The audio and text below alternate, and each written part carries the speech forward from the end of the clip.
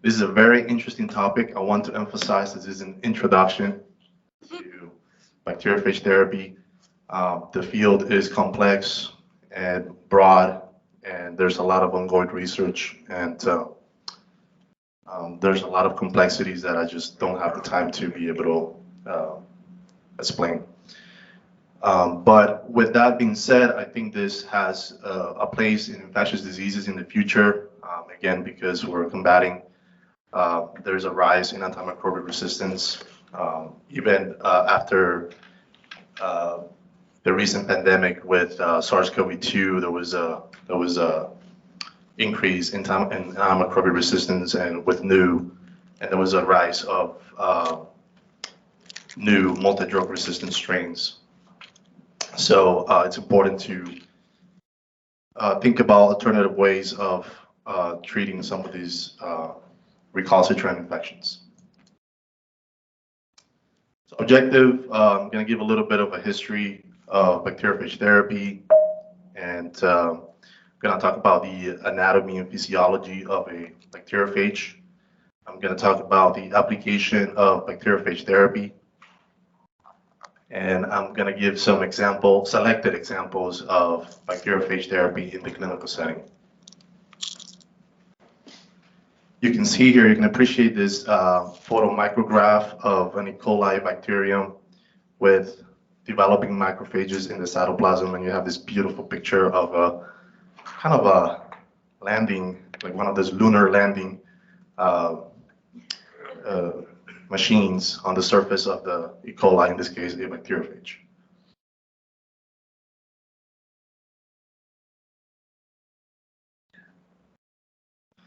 A very cute bacteriophage trying to court a bacterium, but having very lethal effects potentially.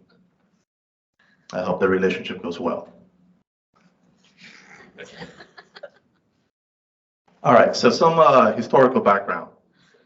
So I was kind of surprised and impressed by, when reading the literature on phage therapy. It's actually a technology that has been present for over 100 years.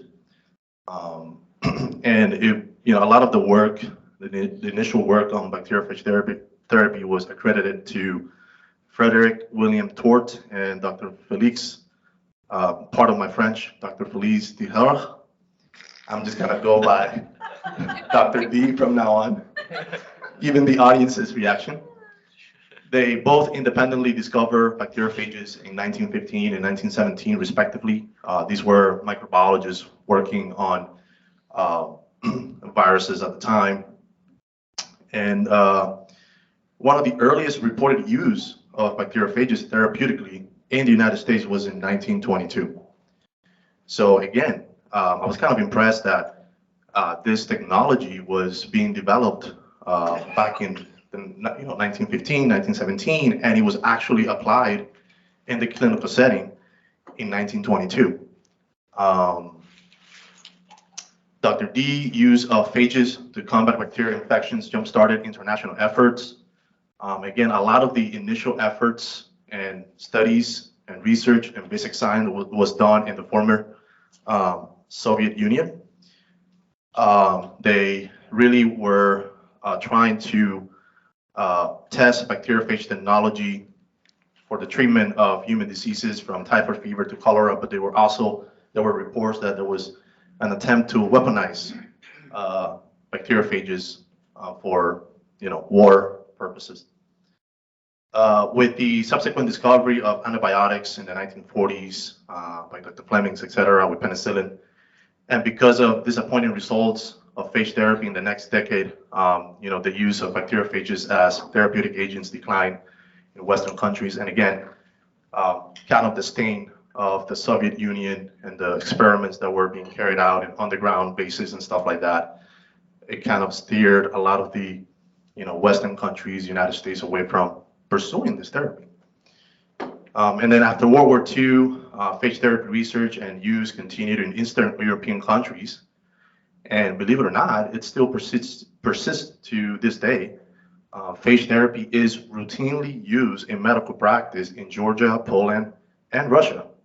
And they, have robust clinical trials and randomized control trials, etc. Again, then we entered the Cold War after World War II, and again, the tension between the United States and Russia and the Soviet Union kind of just marked the end of any efforts here in the United States and Western countries to continue the therapy. You can see here a picture of bacteriophages on the surface of a cell, and you can see a picture of Dr. D, one of the, he was a French-Canadian microbiologist who was accredited with, discovery, research, development of bacteriophage therapy. So just a little bit of anatomy, as one of my highly esteemed mentors likes to put it, ID always comes back to bite you in the butt with basic science. So this is the anatomy of a bacteriophage. It can be grossly divided into a head and a tail. And again, it kind of looks like a lunar landing module, kind of Star Wars, stuff. And the head can be subdivided into a protein capsid, which contains the genomic material of the bacteriophage. The head is stabilized on the tail tube by this collar right here, and the tail tube is protected by a proteinaceous sheath. And then you have the landing gear right here, which essentially consists of short fibers called spikes, long fibers called tail fibers, which help to kind of anchor and stabilize the bacteriophage on the surface of the cell perpendicularly. And then you have the base plate. So, bacteriophages essentially are viruses that attack and infect bacterial organisms. They're very specific viruses. They're essentially specialized to attack bacterial organisms, and they serve the way they're designed is essentially, you can think of them as an injector with a container, right? So the tail tube allows for the genetic material to travel down from the head, from the capsid head, and then the landing gear here allows it to attach and stabilize itself on the surface of the cell that it's trying to infect, and then it all these spikes kind of pinch on the cell membrane, creating pores to allow for the DNA to insert into the cytoplasm of the cell. So it's a remarkable, efficient, stable, kind of smart virus with all of its different parts contributing to its function.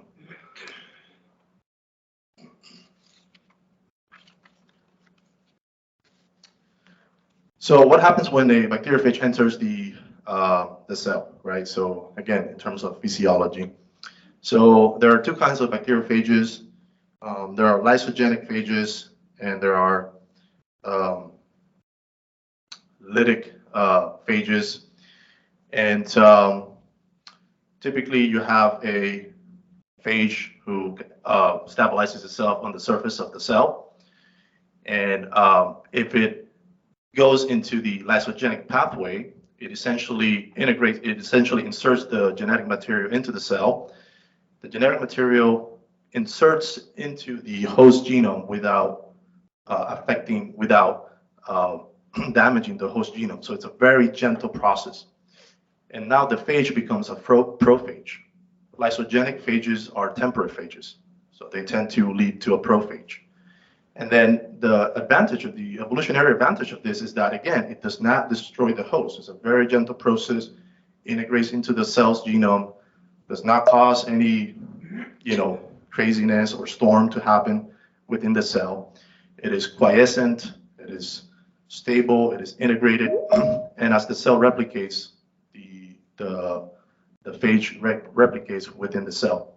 Then sometimes lysogenic phages via spontaneous random processes or via environmental triggers, intracellular triggers, etc., they can undergo the process of lysogenic induction.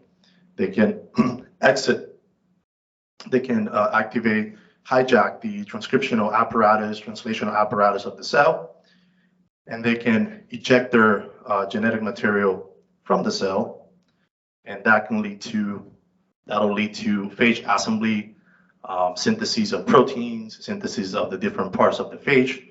Then the phage is put together, and then you can see here that as the phages continue to replicate in the cell, eventually the cell will burst open through like an osmotic effect because it can't, it's like just like a bag of water that can't contain the water anymore, and it just bursts open. Some phages are very lethal, and they immediately go through the lytic pathway, as you can see here. So once the once the genome integrates into the cell, the phage can activate the lytic pathway immediately, leading to cytolysis. So, you know, these phages are obligate intracellular parasites, and they require the cellular machinery of the bacterium to be able to survive and replicate and create more copies of themselves.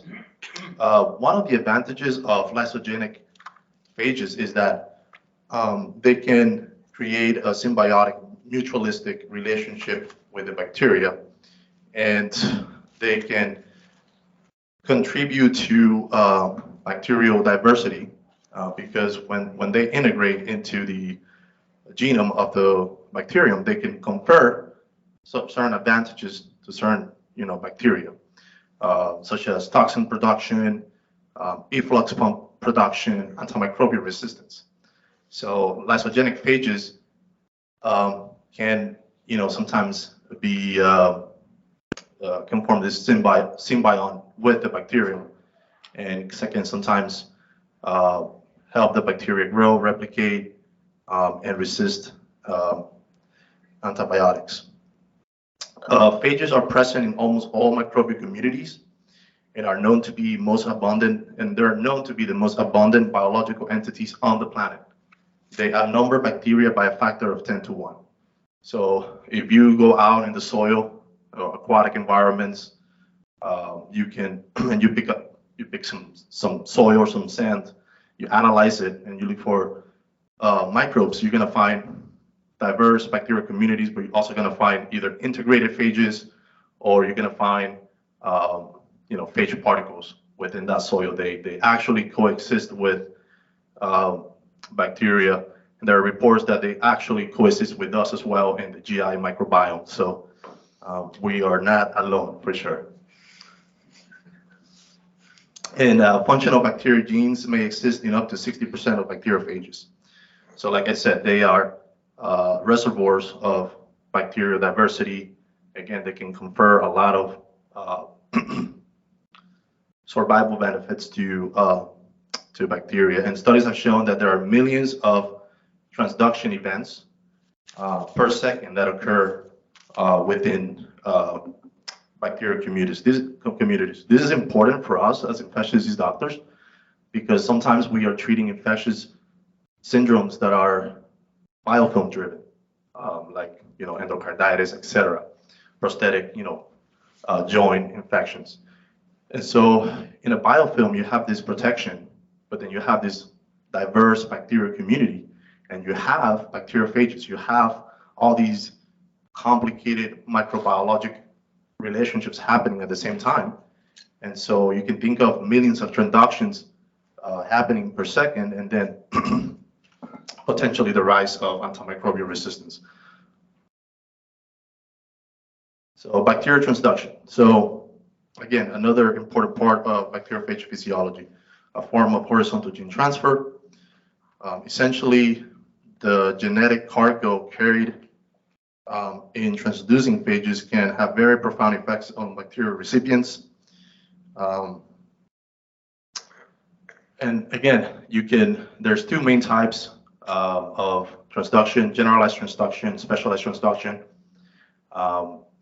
And this diagram shows you that if you start with a host bacterium that is A plus and B plus, you can end up with a bacterium that is A plus, B minus. meaning there is a change in the genotype. If there's a change in the genotype, that can lead to a change in the phenotype. Again, antimicrobial resistance, a toxin, efflux pumps, rough versus smooth surfaces in bacterium, receptor changes, etc. But in generalized transduction, you have this is a non-specific way of transduction. This is, for example, a lytic phage enters the cell. It hydrolyzes the cell, so it hydrolyzes the DNA of the cell, so it causes immediate damage in comparison to a lysogenic phage. And then sometimes the packaging of the genetic material gets a little bit off, and accidentally some of the bacterial genetic information is packaged into the phage. When this phage goes on to infect another bacterium, it transfers that genetic material to the host, leading to recombinant bacteria or changes in the genotype of other bacteria. In specialized transduction, this typically is associated with lysogenic phages. So generalized transduction typically associated with lytic phages, in which any piece of genetic material can be transferred across bacterial hosts, again, non-specific. And specialized transduction is a little bit more specific and is typically associated with lysogenic phages. Essentially, you have an integrated phage or prophage. It's, it calls it, it's time to exit, and then it essentially can take a little bit of adjacent DNA from that prophage and take it with it and transfer it to the next host target. So let's talk about how we can harness phage therapy, theories and ways in which this technology is being developed currently. So again, mainstream research on bacteriophage therapy is focused on strictly using lytic phages. Again, because lytic phages are kind of like bacteriolytic. You don't want lysogenic phages because, again, of the potential that they can become prophages and confer antimicrobial resistance to their host. There is, however, research on lysogenic phages as well, and it's beyond the scope of this presentation. So again, we want strictly lytic phages. We want to cause maximum damage to the pathogen, destroy the DNA, and hopefully decrease bacterial burden. Phage cocktails are preferred over monotherapy. Again, the more phages you have, or the different kinds of phages you have, as you can see here on the phage cocktails, the greater the likelihood that you can, affect different strains of the bacterium and target different receptors of the bacterium. And again, phage cocktails allow for an optimal balance between too narrow of a host range and too broad of a host range.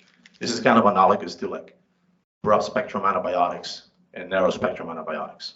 So you want to give them, you want to have enough of a diversity in phages where you can, narrow your attack on the cell by targeting different receptors on the cell, but you don't want to have too much of a broad range where you're also causing collateral damage to for example, the GI microbiome. And again, using phage cocktails can overcome limitations associated with the use of monospecific bacteriophages, such as phage resistance development and limited host range profile.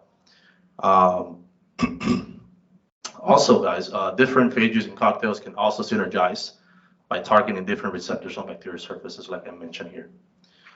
So there's other applications where, again, we can introduce phage enzymes. So again, this is experiments that are being carried out with lysogenic phages, where we can bioengineer the phages, take away any advantageous properties that the phages can give the bacterium, and put in like enzymes and stuff like that that can actually harm the bacterium, such as endolysins and depolymerases So when the phage inserts itself into the bacterium and those proteins are being produced, then it actually causes bacterial death by, again, disrupting the cell membrane, disrupting proteins, etc.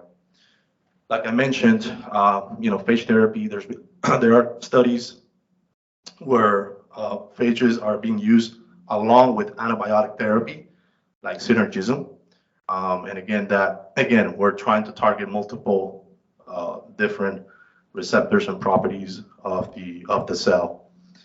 And then again, engineer phages, where we can confer specific properties to the phages, causing chimeric phages, producing chimeric phages, or producing phages as a carrier to stimulate an immune response against bacteria, etc.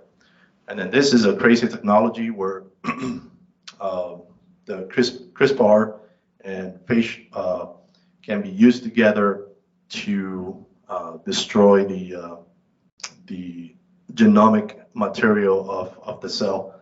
I'll leave that to the basic science colleagues to expand on that if they need to. You can look it up as well if interested in more details. So, okay, so how do we process, how do we get the phages to the patient? So essentially, right, you have companies are coming up with phage banks. They're going out there collecting environmental samples. Then let's say that you have a sample from your patient, a blood culture. Excuse me.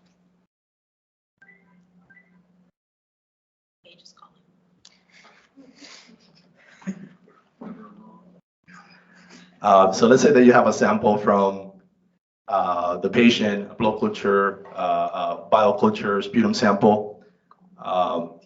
You isolate the organism and then you expose it to a cocktail of phages, and then you can see here the zone of inhibition. You can calculate your MIC, etc. So you have identified phages that are targeting your particular bacterial isolate. Then you produce it through biopharmaceutical processes, small scale, large scale, and you have to purify it, right? So you produce the bacteriophage, you replicate it, you purify it through different methods, filtration, centrifugation, chromatography, and then you put it into a pharmacological formulation, and then you administer it to the patient. And there's been different ways of administration that has been tried, orally, intravenously, topically, intradermally, aerolized, intravesically.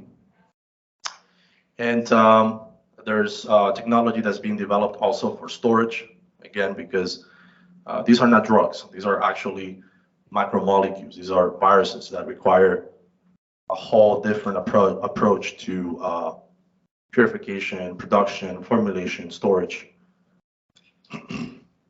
So again, because they're bacterial viruses, they are very specific.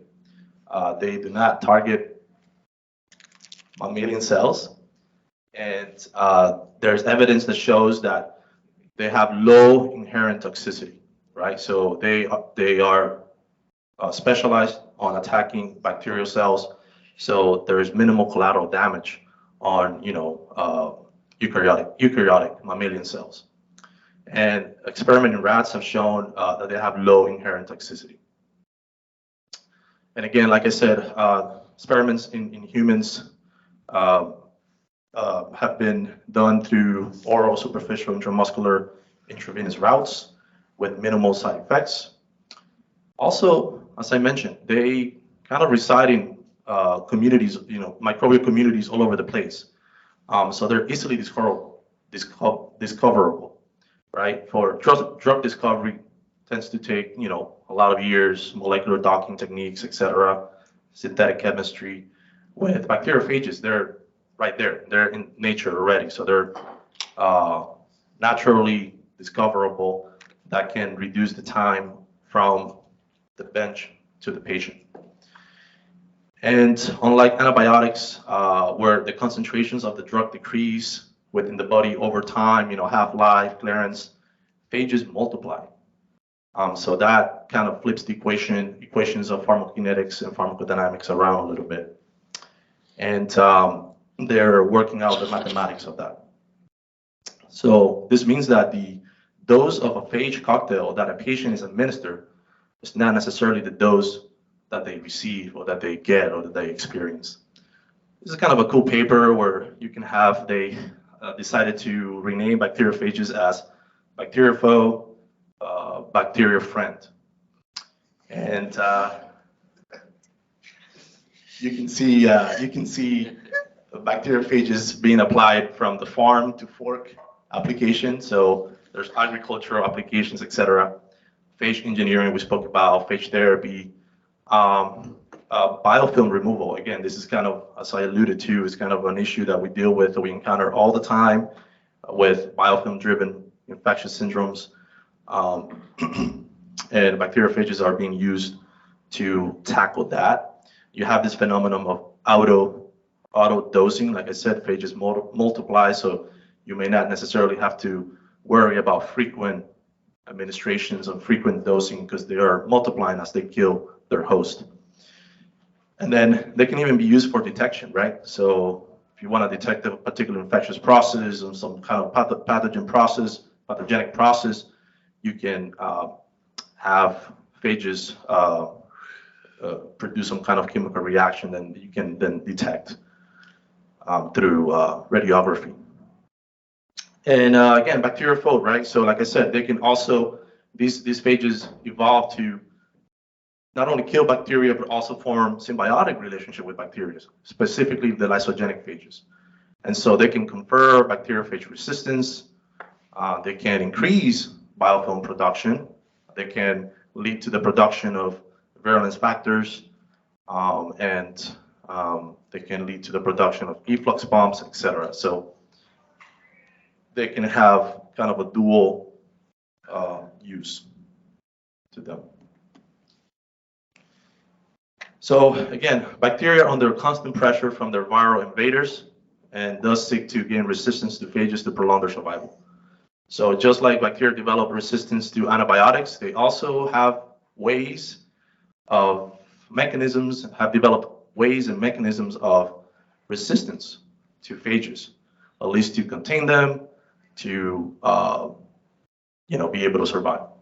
Some of these mechanisms are still being investigated, but the main ones are preventing phage adsorption to the surface of the cell, preventing phage DNA entry, cutting of phage nucleic acids, and abortive infection systems, such as the CRISPR system, which is actually an antiviral system in bacteria. And again, the details and mechanisms of all of these different resistance processes are being studied. And you can see some other challenges that I have spoken, that I kind of pointed out. Administration, right? So we need to work out the best route of administration. Are we going to do this through injection? Are we going to do this through inhalation? And they're working out the best routes of administration right now. And then clearance, right? We need to work out the body's attempt to maybe clear out the phages, because these are viruses. And so there have been reports where the body can launch an immune response against phages through neutralizing antibodies. So we need to find ways to maybe circumvent that problem. Phagocytes also attack bacteriophages. So our own immune cells can attack these bacteriophages and prevent their therapeutic benefits. Again, because these are invaders, these are viruses that the body doesn't want to have. And the complement system has been shown also to stop bacteriophages. And then in terms of pharmacodynamics, some of the challenges include, again, finding the host range. Again, we want to reach that middle ground where we are targeting the bacterial isolate and its different strains, while preventing collateral damage to the microbiome, etc. human microbiome. And then again, another challenge to pharmacodynamics is actual resistance to phages by the pathogen. So with that, I want to talk a little bit about some clinical applications and some stories. This is a public case. This is why I included the patient's face and his wife. It's a high-profile case that essentially launched, that put bacteriophage technology and basic science research back on the spotlight in the United States. This is the case of Dr. Tom Patterson. He is a professor of psychiatry, and he developed a recalcitrant MDR Acinetobacter baumannii infection in 2015, shortly after coming from a trip to Egypt. He failed multiple lines of antibiotics. You can see here that he really developed severe disease, and you can see that central line and trach and all those things. His wife, Dr. Stephanie Strati, is the co-founder and co-director of IPATH, Center for Innovative Phage Applications and Therapeutics at USCD. And she actually was able to get approval from the FDA to get a phage cocktail delivered to him. And remarkably, after 9 months of hospitalization, pressors, central line, intubation, he recovered almost immediately, and he was able to walk from the hospital. So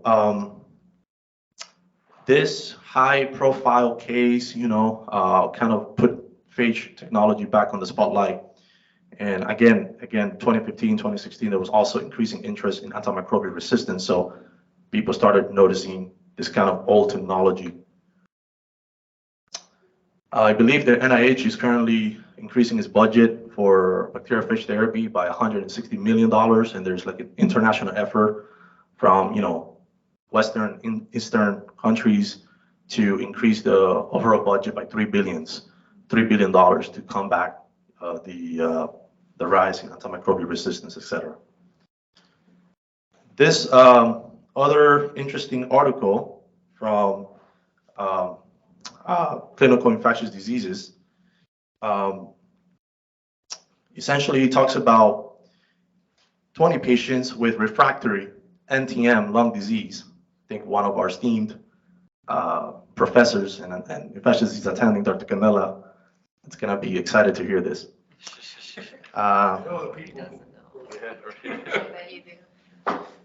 So 20 patients with refractory NTM lung disease or poor tolerance to the drug regimens that these people get were included in the study. Most patients had cystic fibrosis, and most patients were infected with Mycobacterium abscessus, subspecies abscessus, and Massiliense, kind of half and half. 11 patients received phage monotherapy. So again, cocktail polytherapy is preferred, but they were only able to get phage monotherapy.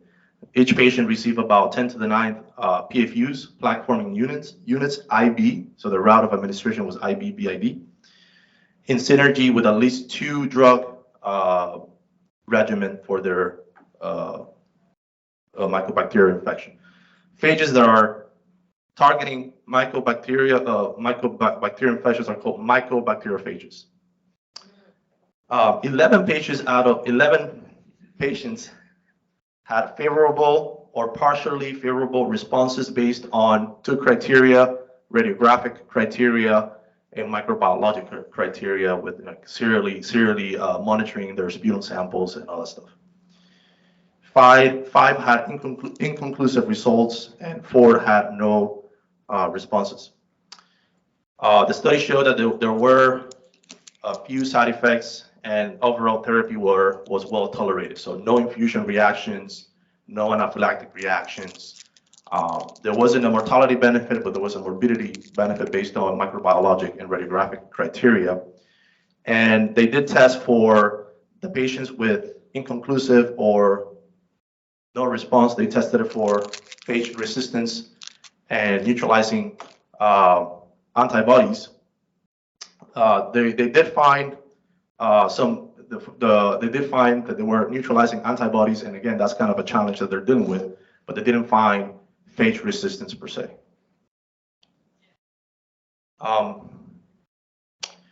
And again, I want to highlight another kind of big case that these are all very recent, by the way, 2021, 2022, 2015, 2019. Before I get into this case, I want to talk about a case of a 15-year-old girl with cystic fibrosis, bilateral cystic fibrosis. She underwent lung transplant, and her hospital stay was complicated by treatment refractory disseminated mycobacterial abscesses in the setting of transplant immunosuppression. Again, unresponsive refractory treatment, they were able to get FDA approval for a 3-phage cocktail, and after she received her 3-phage cocktail, again, 10 to the 9 plaque-forming units given IV BID. The patient responded clinically, and she was able to walk out of the hospital. And then this case, it's of an 81-year-old gentleman using the same 3-phage cocktail that was administered to the 15-year-old girl. This patient has had non-cystic fibrosis bronchiectasis, non-CF bronchiectasis, and refractory macrolide-resistant mycobacterial abscesses lung disease. He was treated with 6 months of an IV cocktail of 3 mycobacteriophages, in addition to a multi-drug regimen for his NTM lung disease. So I like this case because it kind of highlights a lot of the points that I've made throughout the presentation. Again, you can use bacteriophages in synergy with pharmacotherapy. And again, they didn't find any infusion reactions. They didn't find any like cross-reactivity. They didn't find any systemic reactions. The patient tolerated the therapy very well. You can see that he was treated initially with the IV phage cocktail. You can see that the patient was kind of on his way to the other life, and you can see that weight was kind of creeping down. It stabilized during the IV phage therapy, and you can see that the CRP also was kind of trending up, and then it also kind of started trending down and stabilizing during the IV phage therapy. There was an initial transient decrease in the CFUs per milliliters of sputum. This is what the microbiological criteria to determine treatment response. But then there was kind of a very quick increase in mycobacterial CFUs.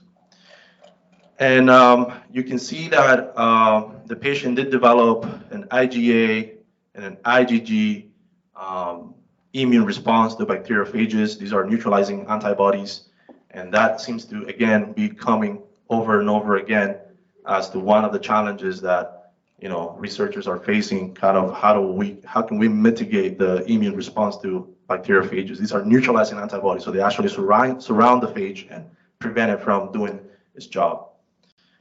And they also carried out EUPs experiments to determine the amount of neutralization happening, and there was neutralization happening both in the serum and in the sputum. Then they decided to change it up a little bit. Instead of going with the IV route, they changed it over to the nebulized phage route.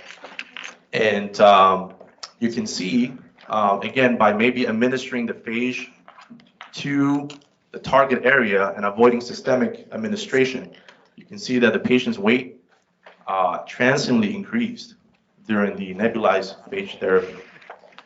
There was also a decrease in CRP, a marker of systemic inflammation, and kind of just stabilized. And there was also this transient drop in the CFUs per milliliters of the sputum. And it's sort of stabilized as well. In terms of neutralizing activity, not much of a change. Again, the nebulized phage therapy did not change the neutralizing activity, but there was decrease.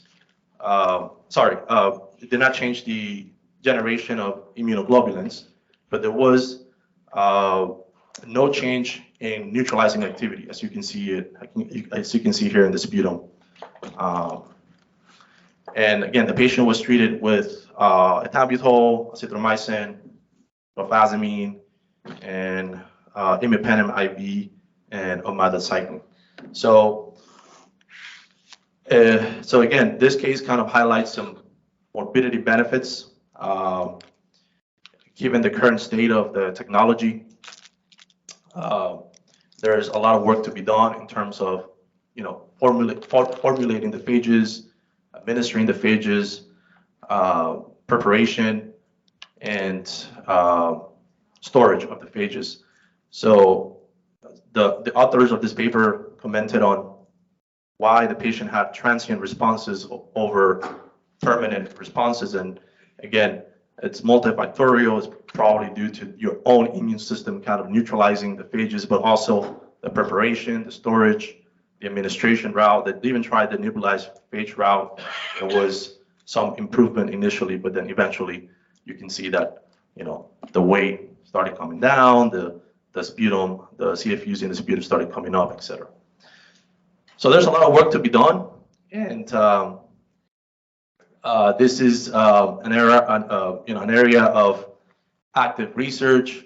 It's not meant to replace antibiotics. I don't think antibiotics can be replaced, but it's meant to provide an adjunctive tool in the armamentarium of scientists and clinicians to be able to come back, be able to fight off some of these challenges. So with that being said, I'm just gonna open up the presentation for the audience for any comments.